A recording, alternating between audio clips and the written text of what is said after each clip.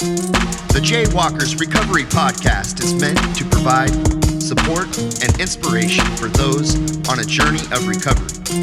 We are not affiliated with any specific 12-step groups. Our goal is to share personal experiences and insights that may be helpful to listeners in their own recovery process. Please consult with a healthcare professional or therapist for personalized advice and guidance. Thank you for listening and welcome to the Jaywalkers Recovery Podcast. This is Kevin with the Jaywalkers Recovery Podcast. Today in the studio, I have my friend Doug S. with a sobriety date of June 1st, 2023.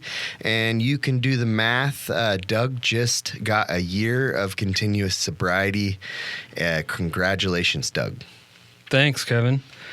Yeah, so I was just kind of thinking after you took your chip a year ago today, you were hurting pretty bad. Yeah. And I just thought it'd be really cool. I haven't heard your story in entirety, and I just thought it'd be really cool to bring you in with a fresh year and tell us how you did it. So why don't you start? I don't know if you want to start with your childhood or if you want to start with, maybe the first time you drank or used, but what was it like out there?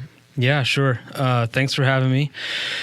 Yeah, I mean, I guess I'll start with just a little bit of childhood. I grew up, with a relatively normal childhood. My parents weren't addicts, weren't alcoholics. I was raised in a home with good morals. I do have a family background of alcoholism and addiction. Both of my maternal grandparents were alcoholics and several aunts and uncles. I lost one uncle to addiction, and I have some aunts and uncles now who are sober. I definitely have, some history of that in my family. I kind of just thought I dodged a bullet for a while, though. I do, recall, for most of my life, just kind of growing up feeling less than or feeling different. I've heard someone say that they suffer from the addiction of more. And that's something that I feel like I really relate to. Growing up for me, it was food or porn or video games or, anytime I started a new hobby, I was in it 1,000%. I had to have all the gear, all the accessories. I would obsess over it, reading all the books about it. I have always sort of had that addictive personality, I think. It just never really transferred to substances for me for a while. But I just always had that feeling of needing to prove myself, of feeling less than. For a long time for me, it was, I think food was a major addiction for me for a long time. And where things sort of changed for me, I think, was in 2019, I think it was 18, I had a gastric bypass surgery. And, because of that, I lost a significant amount of weight, and I wasn't able to feed my addiction to food any longer. I just started to drink a little bit more. Didn't really have any, consequences or thoughts on it until I realized I was drinking every day. And it started to become something that I thought about all the time. I always wanted to be drinking. I would always look forward to the end of the day to have a drink. For me, I guess in 2019, 2020 is when things really started to escalate for my drinking. I started to wake up hungover every day, and I would start pushing up my time of day for drinking. I'd have a drink with lunch or, a couple of drinks in the afternoon, not always waiting until that 5 o'clock or 6 o'clock. And, I remember waking up in the morning and just wondering, why do I feel like this every single morning? And then, I discovered morning drinking and realizing that a drink in the morning is going to take that hangover away real quick. And from there, I was off to the races. 2020, 2021, I was an everyday, all-day drinker. I would wake up in the morning and have a drink. I would have a drink at lunch. And then I would drink myself, to bed every night.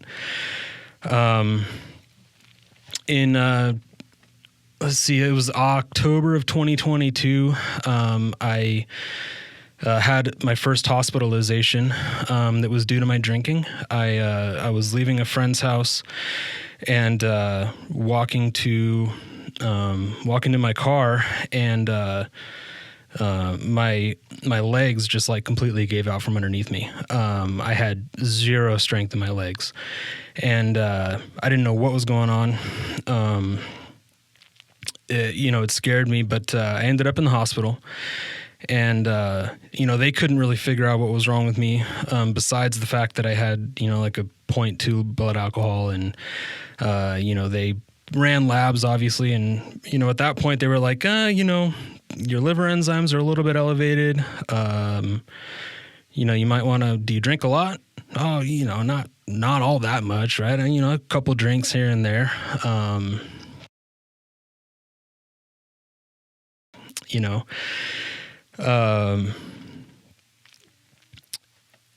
that was when I was in the hospital. That at that time, I definitely made it a point to the doctors that I didn't want my lab information shared with anybody. I didn't want my family to know that I, was in the hospital with alcohol in my system at the level that it was. And so I took great caution to hide that. What I couldn't hide, though, was that I spent, a couple of nights in the hospital there, and I work from home, and my wife, my wonderful, loving, caring, and compassionate wife, took it upon herself to clean out my office for me while I was in the hospital, and found, empty bottles, obviously. And so she brought that to my attention. And I think that there was, one other thing she had said before that was, we just bought that case of seltzer at Costco like 2 days ago and it's gone. And, I came up with some bullshit story. I had friends over and we were drinking or, whatever. I don't know. But what I took out of that situation was, my wife's starting to become concerned about my drinking. So I just need to be more careful. And that's what I did. I continued to drink, my drinking continued to escalate even. And I just started to hide it. And, it got to the point where my health was, not great. I was able to sort of, blame it on, the doctors didn't know what was wrong with my legs. They don't know what's going on, but I have weakness in my legs and I feel sick all the time. I don't know. And that, that continued, for another several months, just hiding the drinking, missing out on family events, family activities, missing out on, my kids' lives, their activities, their accomplishments, not being able to attend, functions and school events and all of that because I didn't feel good. I was sick. And then, at that time, my wife had gone back to work and, I work from home. And so her and the kids are gone all day. I'm home alone. It's COVID. It's lonely. And, so if you fast forward a little bit there, like I said, I just, continued on that path for several months. And then in, February of 2023, I ended up back in the hospital. And a couple of days prior to that, I had started to feel like bloating in my stomach, and I didn't know what it was. I had no idea. And looking back now, seeing pictures of myself at that time, my eyes were yellow and, I just did not look good. So I ended up back in the hospital there. And that was where I had my first paracentesis procedure, which is where they drain fluid from your abdomen, and they drained like 8 or 9 liters of fluid out of my abdomen. And at that point, actually, I'm sorry, I have to back up because it was actually, so October, and then in November of 2022, I ended up back in the hospital with an ulcer, a bleeding ulcer, and had to have surgery for that. And at that point, the doctor said, you have to stop drinking. And I did not stop drinking, and, hid that conversation with the doctor from my wife and from my family. So I forgot that little bit. But fast forward to February, like I said, I ended up in the hospital. And at that point, the doctor said, look, your labs don't look good. Your liver enzymes are extremely elevated. You look jaundiced. You look malnourished. You don't look good. The reason why we're having to drain this fluid off of you is because your liver is not functioning the way it should be. And, you would have thought that would be enough. All of these things along the way, you think this should have been enough. This should have gotten me to stop this. And it just isn't. So a couple of days there, I went home again, and I remember I woke up one morning in the middle of the night to go to the bathroom, and this was just a couple of weeks after, or maybe a week after this hospitalization in early February of 2023, and wake up in the middle of the night to go to the bathroom. I get out of bed, and I get super lightheaded, and barely make it to the bathroom. Stopped at my office to grab a drink, obviously. Get into the bathroom, and I pass out, and I fall down. And I hit my head on the door, and I come to, and I'm like sprawled out on the floor, passed out, and my wife's banging on the door. Are you okay? And I'm like, I'm fine. I just slipped. Make it back to bed. Wake up in the morning, and the same thing happens. I get up to go to the bathroom, and I pass out in the bathroom again. And I'm like, I don't know. My wife is like, what is going on? What is wrong with you? I don't know. I don't feel good. I must be dehydrated, whatever. And she's like, well, I've got to take our daughter to school. Like, are you okay to stay home with our son so I can get her to school? And I'm like, yeah, I'm fine. And so I'm sitting on the couch, and, I'm severely hungover, right? I'm very sick. I need a drink, and I need to get up to be sick in the bathroom, and start, walking towards the bathroom, and the same thing happens. I fall straight back, and I hit my head on the hardwood floor. And I wake up to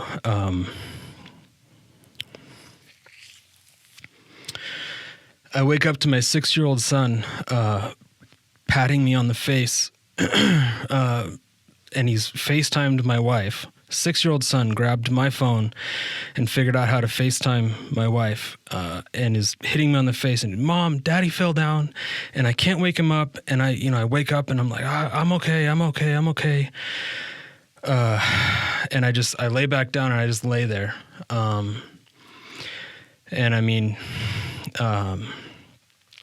So I end up back in the hospital. This time I went by ambulance. And I'm in the hospital, and I'm in a small hospital here in our town. And I'm there for about 2 hours, and they're doing labs on me, and they're looking at me, and basically they tell me, we don't have doctors here that can treat your condition. So we're going to send you to this hospital in Portland that's, has more doctors and more resources that'll be able to work on your case. And so we're going to transport you by ambulance there. And I'm like, okay. So I take a ride up there, and that was, I don't remember what day that was, but I know it was a Wednesday or a Thursday. And that weekend, I think it was, I was up there, and I was in the ICU. And I don't really remember all of it. I just remember it was clear that it was serious. And I remember sort of coming to in the ICU, and I had a feeding tube and just tons of doctors around me, and I kind of look around, and my wife's there, and my mom and my dad are both there, and my wife's mom and dad are there, and they had flown in from out of town, and my mom comes over and tells me the kids are there, and I'm like, what is going on? And basically, the doctors came in and they told me that my liver was failing. My liver was absolutely failing, and my kidneys had started to fail, and that they had given me some medicine that they hoped would jumpstart my kidneys into working again. Otherwise, there really wasn't much that they could do. And so essentially they had told my wife they weren't sure that I was going to make it through the weekend. And so, but during that time, had to have some conversations with my kids. I had to tell them, I had to be honest with my children and tell them what was going on, and, conversations with my wife, and just, it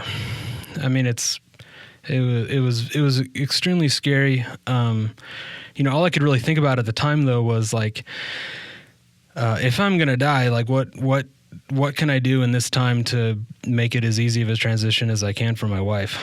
And in that time, that I was up there for close to a month. I was in the hospital. For a lot of it, I was bedridden. And then I was able to, slowly get up and kind of walk, but I was extremely weak. And, while I was there for those few weeks, they had different people come in and talk to me about different recovery options and therapy and all of this. And even then I was like, I'm not an alcoholic. I got this. I'm good. I just, it's just COVID, and I was just lonely, and, all of these family situations are difficult, and I'm just coping, but I'm good. I'll figure it out. I'm okay. It's just that, I'm a man. Like, I got this, I don't need help. I knew full well that I was an alcoholic. I knew 3 years before that I was an alcoholic. But, part of me was just like, I don't want to be an alcoholic. I don't want to give up fancy whiskey tastings. I don't want to give up going on vacation and sitting around the pool drinking. I don't want to give that up. So I just got to figure out how to control it so that I can still have those things. I don't want to give up going to Vegas and drinking on the Strip. I don't want to give up these things. I got to figure out how to, I just got to figure out how to get get it under control to where I can manage it and still be able to do those things. When really the truth is there was no more enjoying those things. The enjoyment of drinking was gone. It was a task. It was, I've got to get up. I've got to get some booze in me. Otherwise, I'm not going to be able to function today. That's all it was. It was a task. That was every single morning you wake up and you have this task ahead of you that you got to get through this day without getting sick. And it's a losing game, man. It's a losing game. There's no winning that game. But even still, like I said, in the hospital, they were talking to me about all this stuff, and addiction support. And I was like, I'm not an addict. I'm not an alcoholic. I don't need help. I can do this on my own. And so I went home, and I was dry for a couple of months. I did some like outpatient therapy stuff through a recovery center. I didn't really buy into it. I didn't take it seriously. I had no recovery. I just white knuckled it for about, 70 days or so. And then mid-May of 2023, I started to feel better. I started to get some of my strength back. I was able to get out of the house by myself, run a few errands here and there. And wouldn't you know it, I'm running to the grocery store, and there's the 7-Eleven on the corner, and I pop in and grab a drink and go to the grocery store, and I had one drink that day. It was no big deal. And,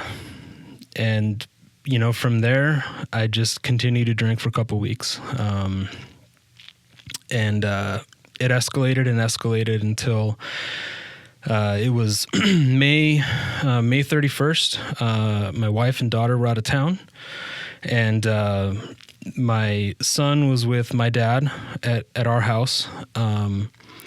And I was pretty isolated at this point. I was still pretty sick, right? So I spent just a lot of time in my office, resting.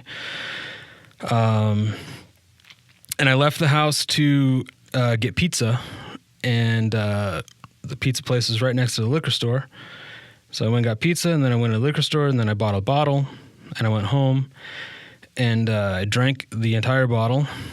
And, my dad was, he was concerned for me. I'm not entirely sure, what happened, but he ended up talking to, because my wife was out of town. She didn't have cell phone service. So he ended up calling my mom, and he's like, Doug hasn't really been out of his office the last couple of days since I've been here with my grandson. And, I don't really know. And my mom's like, he hasn't left his office at all. And he goes, well, he left, to go get pizza earlier. And she goes, you've got to go check on him.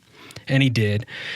And he came in and he found me and found, the bottle. And there was some, there was other stuff hidden around my office for the past couple of weeks.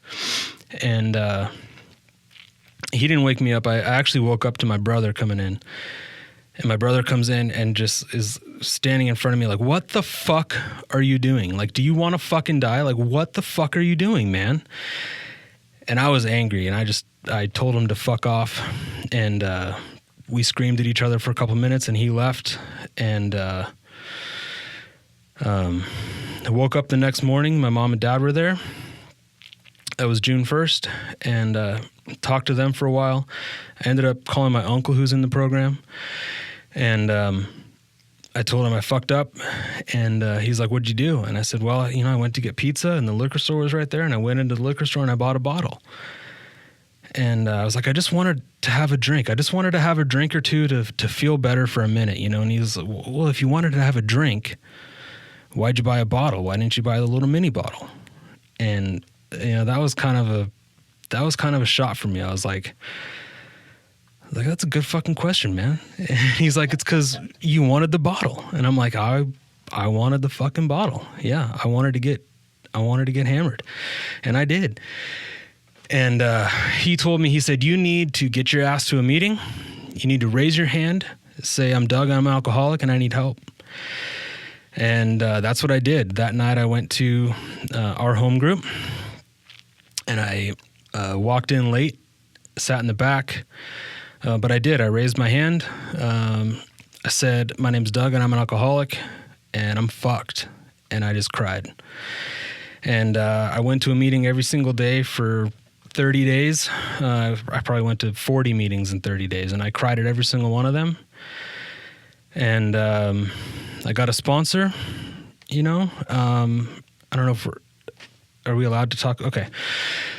I got a sponsor, and I started doing the thing. I did what was suggested of me. I've put myself in the middle of the canoe, as they say. I keep active in my recovery now, and my life is completely different than it was a year ago. A year ago, I walked into that room not knowing if I was going to live, not wanting to live, honestly. Like I was at the point where, it's like I was going to kill myself with alcohol, or I was just going to kill myself, or I was just going to die. But, there was this one chance. My uncle said, just go to a meeting, just go. And so it's, I was at the place where either I was going to die from alcohol, or I was going to give this thing a shot and I might have a chance at living. But I was pretty well convinced I was going to die. The doctors had told me just about that much. They told me I needed a liver transplant, but that I needed to have 6 months sober before I could even get on a list, and they weren't sure if I was going to make it even 6 months. And I couldn't even stay sober. So, but this was the one chance that I had, and why not give it a try? And I did. And, it's been incredible. It's been, a heck of a ride over the last year. Like I said, I came in, I got a sponsor, I did what was suggested, and my life is completely different now. What it's like now is, I have this relationship with my children, to where I'm trusted again. For a long time there, I think, my daughter's 12, and she's incredible, and she's really smart and intuitive, and compassionate, and we've talked quite a bit about all of this.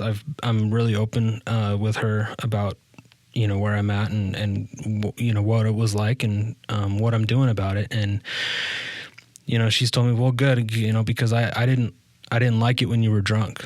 She's like, there were times when you would get sad and you would hug me and I could tell you were drunk, and it made me uncomfortable. And it's just like, oh man, that hurts. And just that my son still talks about it to this day. Like, they don't like going to hospitals. My son still talks about finding me on the floor that day. And that was, almost a year and a half ago, and he's only 7 now, and he still remembers it. That's something that's ingrained in his mind.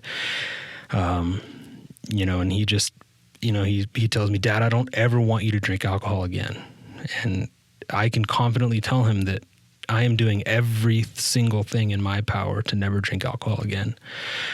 All I have is today, right? But, I try and do what I can, to take that next right step in order to ensure that I stay sober for myself and for my family. So yeah, life today is incredible. I have, relationship with my family, relationship with my children and with my wife, and I have my health back. I just had, a scan, because I have to get, my liver checked out every few months. I just had one this last week, and they told me, well, everything's looking really, really good. So we can move to, doing that every 6 months now instead of every 8 weeks. And, it's something I don't want to take for granted.